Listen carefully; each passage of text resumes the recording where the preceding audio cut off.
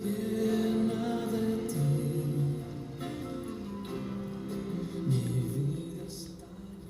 saludo para todos mis hermanos en la fe de nuestro Señor Jesucristo.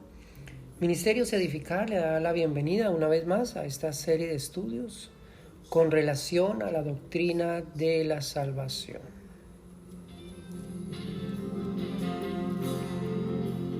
Es como un río que va en mi alma. Bien, amados hermanos, vamos a continuar con nuestro estudio acerca de las doctrinas de la salvación, doctrinas que acompañan esa gloria de la salvación. Y seguimos con nuestra serie de estudios con relación a la doctrina de la gracia. Para hoy tenemos el capítulo 6, que corresponde a la gracia es la expresión del amor de Dios. Ese es el título que tenemos con relación a este capítulo número 6 de esta serie de estudios. Decimos pues que la gracia es la manifestación del amor, la bondad y la misericordia de Dios a favor del pecador. Gracia es un favor, es un don, es un regalo que Dios otorga al pecador. Gracia es una obra que proviene de la voluntad de Dios para salvación del ser humano, para salvación de aquel que está muerto en sus delitos y pecados. Aunque éste no lo merezca por su pecado, ni Dios haya encontrado un motivo en el ser humano que lo inspire a ejercer dicha gracia, ya que el hombre no tiene la capacidad de producir o de obrar para sí mismo la salvación. Lo hemos venido diciendo y continuamente lo estaremos repitiendo, a fin de que podamos entender, amados hermanos, la importancia de esta doctrina, a fin de que podamos fundamentar no un pensamiento teológico en particular, sino el pensamiento que emana de las Sagradas Escrituras. ¿Qué pasa cuando nosotros entendemos correctamente el mensaje del Evangelio? Recordemos que cuando hablamos acerca del Evangelio y la predicación, hablamos acerca de esa gloria del Evangelio. Esa gloria que es poder de Dios para salvación a una persona. Muchas personas consideran que su salvación reside o descansa en su libre albedrío, y que si desea ser salvo, puede ser salvo. Si desea rechazar ese ofrecimiento de salvación, lo puede hacer. ¿Qué pasa con este pensamiento o con este criterio que algunas personas tienen con relación a la salvación? Algo muy sencillo. Y es que tenemos a un Dios soberano, tenemos a un Dios que es dueño de todo lo que hay, lo que existe, que tiene el conocimiento de todas las cosas, que tiene el poder para hacer lo que Él desea. Y dentro de las cosas que la Biblia, la palabra de Dios nos enseña, es acerca de los planes que Dios tiene para con cada persona. También nos enseña acerca de que Dios, en su bondad, en su conocimiento, en su sabiduría, ha elegido. Cuando Dios toma decisiones, esas decisiones no están condicionadas a los pensamientos, deseos o acciones del ser humano.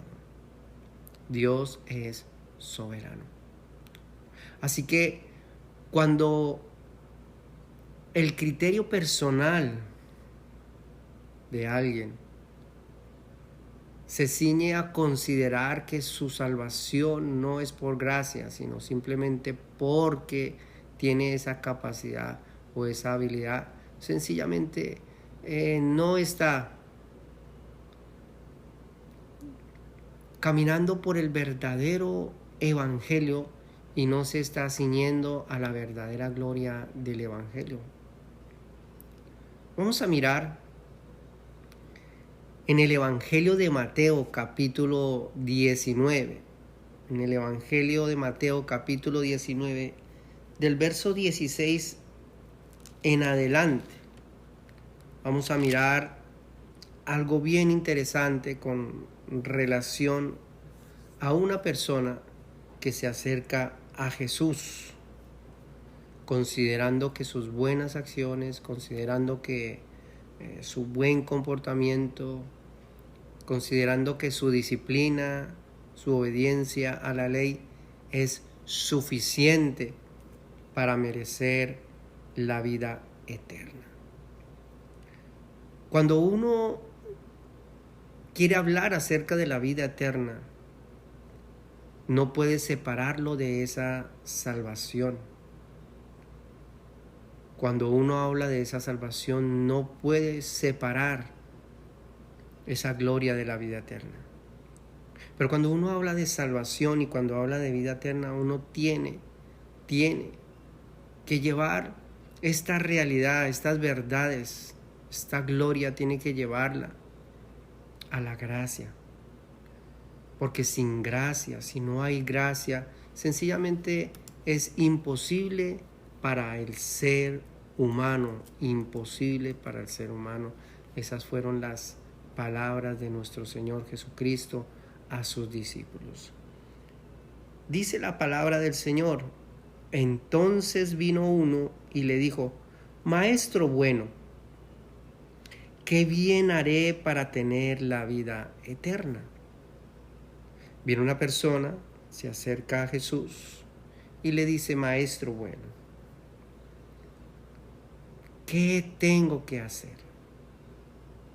Él consideraba dentro de su razonamiento personal que no era una persona mala, que era una persona que trataba de cumplir la ley y que lo que el Maestro, lo que el Mesías, lo que el Hijo de Dios, el Redentor, el Salvador del mundo, le dijera, le pidiera, él estaba convencido que era capaz de hacerlo.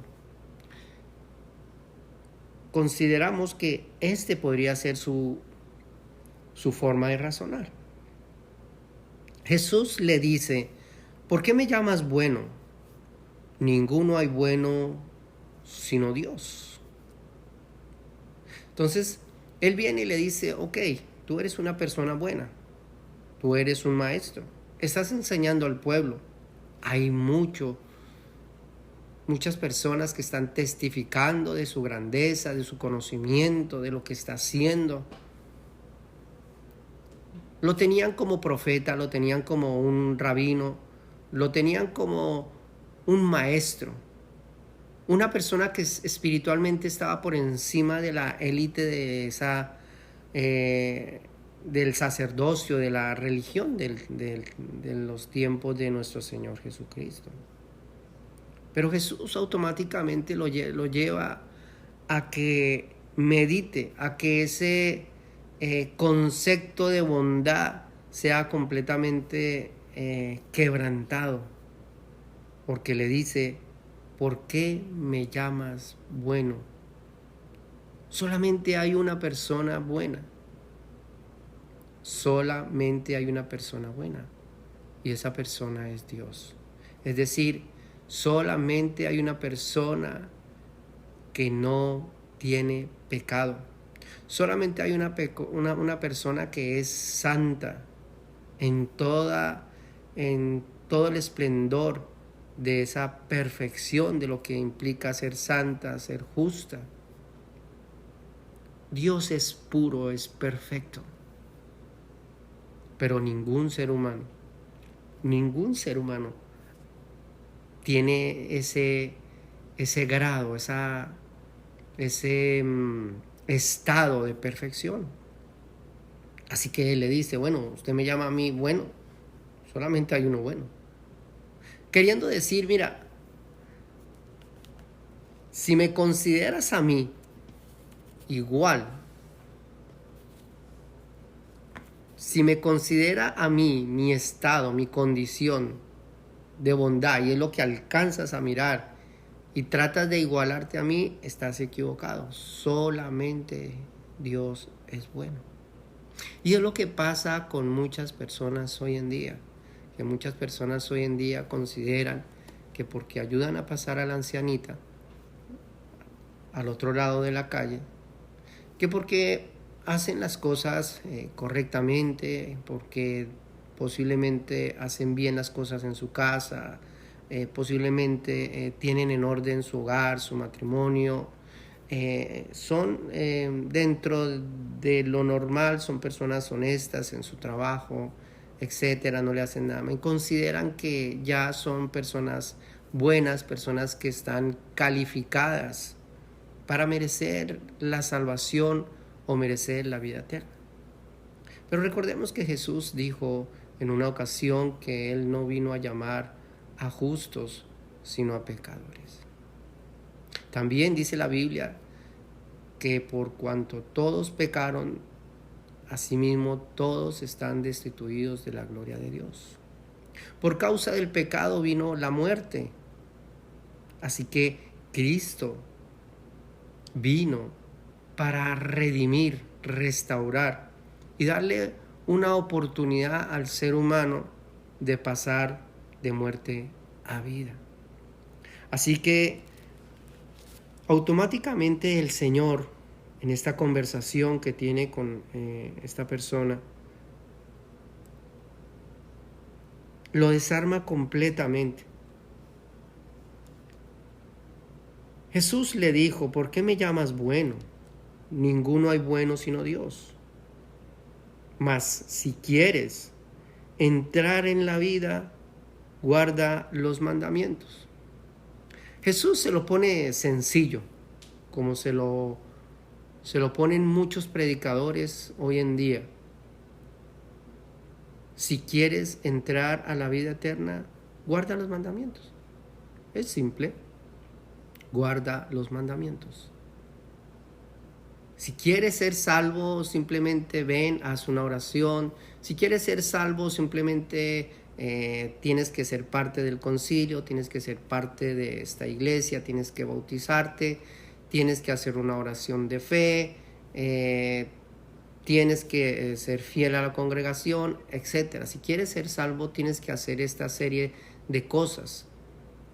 Y muchos invitan a la salvación, muchas invitaciones. Y mira, ¿quieres ser salvo? Oh, sí, yo quiero ser salvo. Oh, suficiente, haz esta oración conmigo. Mira, tienes que hacer esto. Mira, ahora tienes que congregarte. Mira, ahora tienes que ser parte de la membresía. Mira, ahora tienes que hacer esto, ser obediente. Ahora ya no puedes caminar así, ahora tienes que caminar de esta manera. Oh, no, mira, ahora tienes que vestirte de esta manera. Ahora ya no tienes que usar este vocabulario, ahora tienes que usar este otro vocabulario. Mira, ahora tienes que hacer esto, tienes que aportar, tienes que contribuir con tu dinero. Ahora tienes que... Entonces, invitan a la persona a ser parte de un sistema religioso.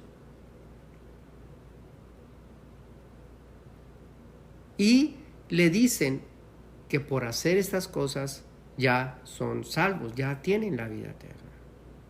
Y Jesús le hace esa invitación también. Y Jesús le dice, ok, está bien. Si quieres entrar en la vida, guarda los mandamientos, le dice Jesús.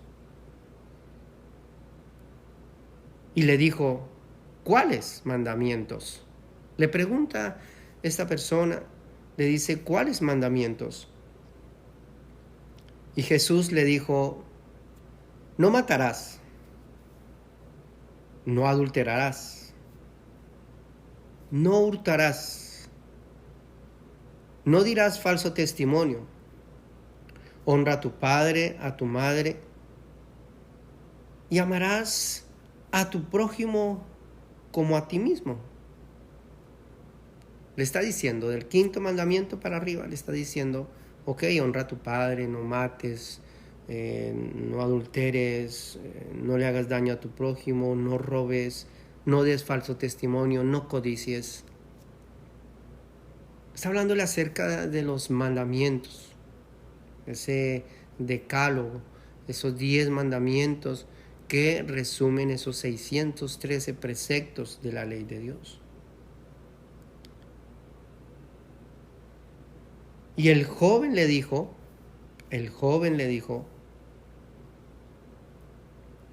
todo esto lo he guardado desde mi juventud. ¿Qué más me falta? Wow. Una persona que había guardado todos estos mandamientos parecía ser una persona buena, parecía ser una persona digna de entrar a la vida eterna. Una persona que no adulteraba, una persona que no robaba, una persona que no levantaba falso testimonio contra ninguna persona, que no hablaba mal, que no chismeaba, que no criticaba. Una persona que honraba a su padre, honraba a su madre, es decir, que sus padres estaban orgullosos de lo que él hacía, que no era una vergüenza para sus padres. Y era una persona que amaba a su prójimo como a sí mismo. Y él le dice, esto lo he guardado desde mi juventud. Un joven, una persona que desde la niñez había sido instruida en la ley y que de corazón sincero estaba cumpliendo y estaba guardando estos mandamientos. ¿Qué más me falta? Le dice. ¿Qué más me falta? Ya prácticamente él estaba considerando que tenía todos los requisitos. Como cuando pasamos la hoja de vida para un trabajo, el resumen que lo pasamos para un trabajo y ponemos ahí nuestras cualidades, características, virtudes, nuestro currículo. Sí, estudié, tengo esto, tengo estos estudios, tengo estas cualidades, hago esto, y wow, tremendo. Y uno está prácticamente seguro, confiado de que uno va a tener el puesto, que uno va a tener el trabajo. Pero ahora, lo último de esa entrevista nos dicen, bueno, hay alguito más. Y Jesús le dice ese alguito más. Le dice, ok, parece ser que su hoja de vida está bien. Parece ser de que no hay nada que calificas para este trabajo, para este empleo. En esta ocasión Jesús parece ser que le dice, ok, estás bien, te ves bien. Parece ser que calificas para la vida eterna. ¿Qué más me falta? Le dice este joven, le dice esta persona, que por cierto era adinerada. Jesús le dijo, si quieres ser perfecto, es decir, para poder entrar a la vida eterna necesitas ser perfecto. Si quieres ser perfecto. Ahora, si realmente deseas entrar a la vida eterna, tienes que ser perfecto. Si queremos, amados hermanos, entrar a la vida eterna, tenemos que ser perfectos. Ya de plano ahí ya lo desarmó completamente, desarmó su posiblemente jactancia en la obediencia a la ley. ¿Quién de nosotros, amados hermanos, puede ser perfecto? ¿Quién de nosotros puede alcanzar esa perfección? ¿Quién de nosotros puede lograr a través de nuestras bondades, a través de nuestras misericordias, a través de nuestro amor, a través del ejercicio de nuestra piedad, a través de las buenas cosas que hacemos, quién alcanza esa perfección? Jesús le dice, ok, estás bien, o sea, wow, excelente. Veo que fielmente has cumplido la ley, que fielmente has guardado. Ahora, si realmente quieres ser perfecto, que en otras palabras es lo que se necesita para entrar a la vida eterna, anda, vende lo que tienes, dalo a los pobres y tendrás tesoro en el cielo. Y ven, sígueme. Oyendo el joven esta palabra, se fue triste, porque tenía muchas posesiones. Era rico. Se fue triste, abandonó. En el momento de su entrevista, esa entrevista que estaba presentando delante del Mesías, delante del Redentor, delante del Hijo de Dios, delante de la palabra encarnada, el Verbo encarnado, esa entrevista que estaba presentando, que se estaba postulando para la vida eterna por sus buenas obras, por sus buenas acciones, por sus capacidades. En ese momento dice que abandonó el lugar y se fue muy triste, demasiado triste. Jesús sabía quién era el joven rico. Jesús sabía lo que había en su corazón y era una persona honesta. Era una persona que verdaderamente había cumplido la mitad de la ley. La ley hacia sí mismo y la ley hacia el prójimo. Del quinto mandamiento, que es honrar al padre y a la madre. De ahí para adelante. Esos mandamientos corresponden hacia mí mismo, hacia el prójimo, hacia los demás. Pero del cuarto mandamiento hacia atrás corresponde hacia Dios. Es decir, el joven rico, aunque cumplía esos mandamientos, quebrantaba el primer mandamiento, que dice: no tendrás dioses ajenos delante de mí. No se puede servir a dos señores. En el Sermón del Monte Jesús lo dijo muy clarito. Capítulo 6, verso 19. No hagáis tesoros en la tierra donde la polilla y el orín corrompen, y donde ladrones minan y hurtan, sino haceos tesoros en el cielo, donde ni la polilla ni el orín corrompen, y donde ladrones no minan ni hurtan. Porque donde está vuestro tesoro, allí estará vuestro corazón. Verso 24 dice: ninguno puede servir a dos señores, porque aborrecerá a uno y amará al otro, o estimará al uno y menospreciará al otro. No podéis servir a Dios y a las riquezas. Palabras de Jesús en el Sermón del Monte. Se fue triste. Una persona que se estaba postulando, que posiblemente era un buen candidato para entrar a la vida eterna, se fue triste. Se fue triste porque tenía muchas posesiones. Porque su verdadero Dios no era el Dios que había establecido la ley que él cumplía. El Dios que le había entregado esa ley a Moisés. Él simplemente fue obediente a la ley. Pero en su corazón, en el estrado, en el trono de lo más profundo de su corazón, no estaba Dios.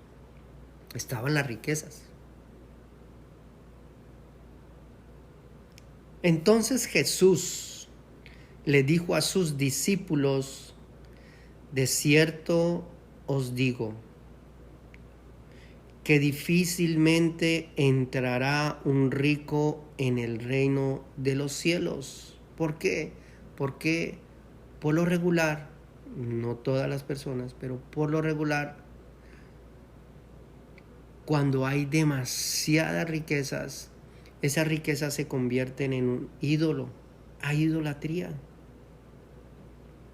Y dice: otra vez os digo que es más fácil pasar a un camello por el ojo de una aguja que entrar un rico en el reino de Dios. En otras palabras, es más fácil despojar a un camello para que pueda entrar a la ciudad sin carga que quitarle la carga que lleva un rico, quitarle lo que hay en el corazón de un rico, esa riqueza que el corazón tiene, que el rico tiene en su corazón. Es difícil quitarle, arrancarle esa Dios, esa idolatría a una persona que tiene posesiones. Le dijo, vende todo. Jesús no le dijo, mira, vende la mitad, mira, ¿sabes qué? Una porción, dala, mira, ¿sabes qué? Das el 10%, das el 40% y vas a estar tranquilo. Como hoy en día, que hay muchos que consideran que porque no se da el 10%, entonces la persona no es salva. Si das el 10%, entonces es salva. Y personas que enseñan esta clase de barbaridades, que porque las personas den dinero, entre más den dinero, como esas supuestas profetas que dicen que a punta de dólar te entro al reino de los cielos, presiones como esas, dichas desde un púlpito, citando la palabra de Dios, quebrantando completamente la gloria del evangelio y de la gracia de Dios. La salvación no es por dinero, porque demos dinero. La salvación, amados hermanos, es por gracia. La salvación es por gracia, es un don de Dios, es un regalo que Dios otorga al pecador. Es una obra que proviene de la voluntad de Dios para salvación del ser humano, aunque éste no lo merezca. Entonces dice la palabra que sus discípulos, oyendo esto, se asombraron en gran manera, diciendo, ¿quién, pues, podrá ser salvo? En la entrevista de este joven, en esa entrevista en donde se postulaba como una persona merecedora de la vida eterna, estaban presentes sus discípulos. Sus discípulos escucharon la conversación, escucharon los puntos, las virtudes, las capacidades de este joven, y yo creo que por un momento los discípulos alabaron, por un momento, wow, dijeron, qué tremendo este joven, qué tremendo esta persona, fiel, obediente, wow, no, esta persona, mejor dicho, tiene el reino ganado.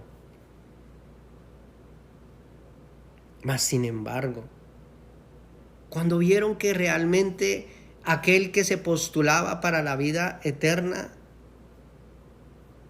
abandona su entrevista con tristeza en su corazón y consideró que sus riquezas tenían un valor mejor o más alto que la vida eterna. Ese es el problema de aquellas personas que consideran que los asuntos de esta vida, los asuntos terrenales, tienen mayor peso que la vida eterna. La vida eterna para muchas personas no tienen el valor que ellos buscan o que ellos encuentran en las cosas materiales. Jesús le dijo, mira, deshazte de lo que hay en tu corazón. Porque si no te deshaces de lo que hay en tu corazón, si no te despojas de lo que hay en tu corazón, de ese Dios, de esa idolatría que hay en tu corazón, difícilmente vas a entrar al reino de los cielos. Mira, pueda que, amado hermano, pueda que seamos parte de una membresía, seamos parte de una congregación, pueda que estemos parados compartiendo el evangelio, predicando, evangelizando, sirviendo, orando, intercediendo, pueda que seamos doctores, maestros en teología, pero si no se ha podido despojar ese Dios del corazón, difícilmente se podrá entrar a la gloria eterna. Y ustedes preguntarán, amados hermanos, estamos en este estudio y se preguntarán, entonces, ¿quién podrá ser salvo? Y es precisamente la doctrina de la salvación la que nos enseña que ese Dios que está en el corazón, que ese pecado que está en el corazón, que la idolatría del ser humano, que la condición del ser humano, que esa imperfección del ser humano solo puede ser arrancada, solo puede ser quitada por una obra divina, no por nuestras virtudes o nuestras capacidades. Eso de que haz esta oración y ven y bautízate y verás que serás salvo y serás libre. No, eso es una invitación a echarse un piscinazo. Pero hasta que la persona realmente no haya experimentado la conversión, no haya experimentado el nuevo nacimiento, la persona no ha podido liberarse de ese Dios que gobierna su corazón.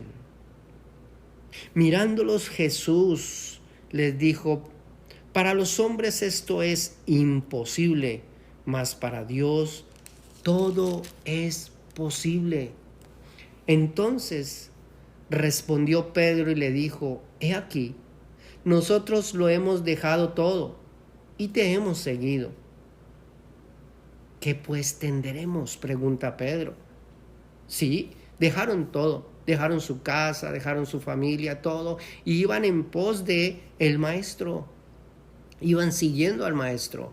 Y donde el maestro iba, ellos iban con él. No les interesaba otra cosa más. Y Pedro le dijo: ok, mira, nosotros lo hemos dejado todo. ¿Qué pues tendremos? Y Jesús le dice: de cierto os digo que en la regeneración, cuando el Hijo del Hombre se siente en el trono de su gloria, vosotros que me habéis seguido, también os sentaréis sobre 12 tronos para juzgar a las 12 tribus de Israel. Cualquiera que haya dejado casas, o hermanos, o hermanas, o padre, o madre, o mujer, o hijos, o tierras, por mi nombre, recibirá 100 veces más y heredará la vida eterna. Pero muchos primeros serán postreros y postreros primeros. Cuando dice que cualquiera que haya dejado, es simplemente que haya podido despojar aquellas cosas que gobiernan su corazón. Si Cristo no gobierna el corazón de una persona, amado hermano, sencillamente es otra persona que lo gobierna. Si Dios no gobierna el corazón de una persona, sencillamente es porque otra persona está ocupando ese lugar. Cuando hablamos de la salvación, estamos hablando de esa obra maravillosa, esa obra gloriosa que Dios hace en la vida de un pecador, y es arrancar esa idolatría, es arrancar, quitar lo que gobierna su vida, y en este caso es el pecado. Para los seres humanos esto es imposible, lo dice Jesús, mas para Dios todo es posible. Por eso dice el apóstol Pablo que él no se avergüenza del evangelio, porque es poder de Dios para salvación. Pablo, una persona que cumplía la ley, que era celoso de la ley, pero había algo, la religión gobernaba su corazón. Mas sin embargo, por la gracia de Dios, por la misericordia de Dios, Dios arranca, quita del corazón aquello que dominaba a Pablo y se entrona la gracia de Dios. Cristo gobierna. Por eso Pablo mismo dice que ya no vive él, sino que Cristo vive en él.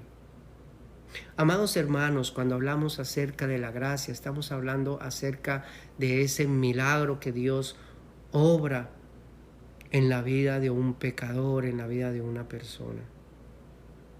No es por nuestras capacidades, amados hermanos. No es por nuestras virtudes. Para entrar a la gloria se necesita perfección. Y para ser perfectos se necesita a Cristo en nuestra vida, Cristo en nuestro corazón. Porque cuando Cristo viene a nuestro corazón, entonces nosotros somos justificados, declarados justos, declarados inocentes por el mérito de Cristo. De lo contrario, ninguna persona, amado hermano, podrá ser salva. Leemos, para ir terminando, leemos lo que dice en Efesios capítulo 2, del verso 1 en adelante.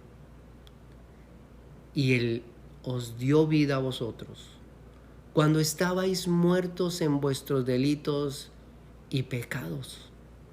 Pero Dios, que es rico en misericordia, por su gran amor con que nos amó, aun estando nosotros muertos en pecados, nos dio vida juntamente con Cristo.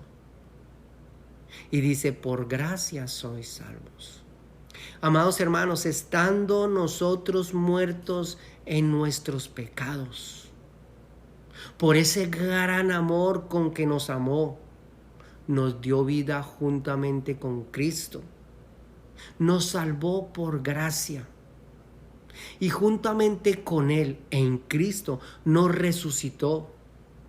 Y asimismo en Él, por Él y para Él, asimismo nos hizo sentar en lugares celestiales con Cristo Jesús, para mostrar en los siglos venideros las abundancias riquezas de su gracia, en su bondad para con nosotros en Cristo Jesús.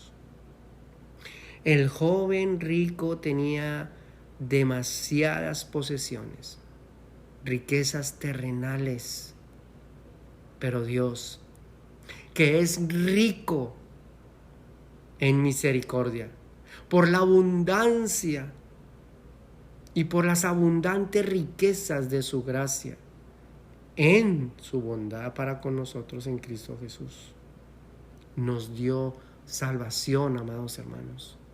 Por gracia sois salvos por medio de la fe. Y esto no de vosotros, pues es don de Dios. Y dice, no por obras para que nadie se gloree.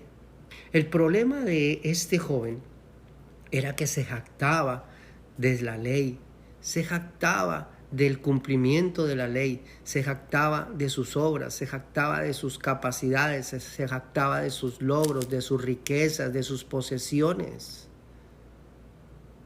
En otras palabras,